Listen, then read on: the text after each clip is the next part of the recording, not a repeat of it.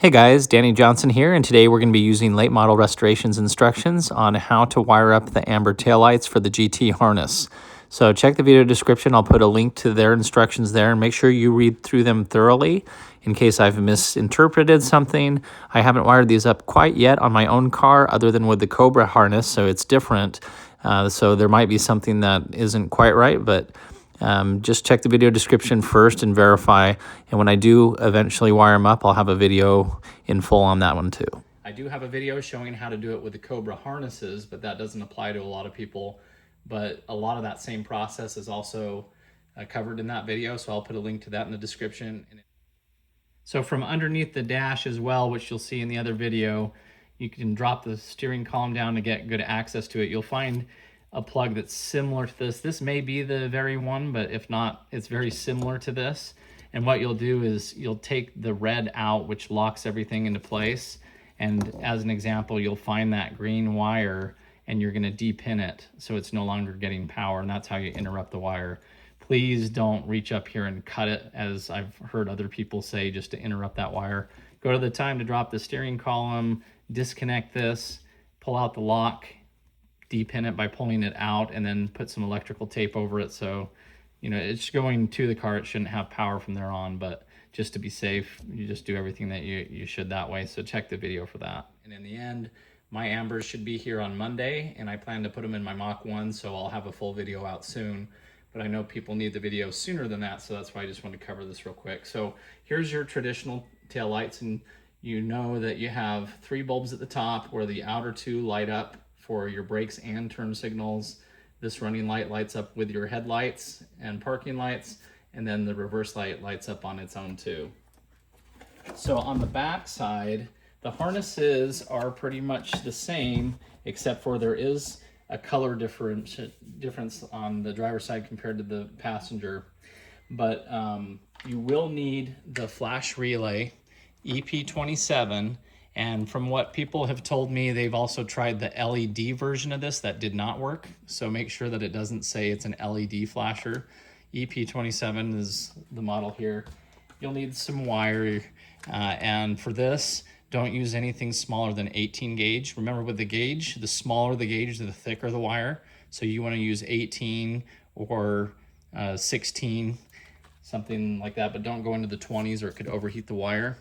And you'll need your wire strippers and cutters. I have links to these in the video description as well. But as we look at the wiring here, you're basically going to be using these 2 spots, which were your turn signals, and then you're going to be using where the new one is going to go in on the Amber taillights. So if you look closely, off of each of these, you have a green with an orange stripe. And so what you're going to do is where this comes off the bulb, you're going to cut it right about here, and you're going to do the same with the other side and cut it right about here. So these 2, you're going to join together, and then you're going to take your new wire and you're going to put all 3 of these together. So now they're into one wire, and this will go and tap into your 3rd brake light. So now when you hit the brakes, your 3rd brake light is going to also be telling these to turn on for the brakes.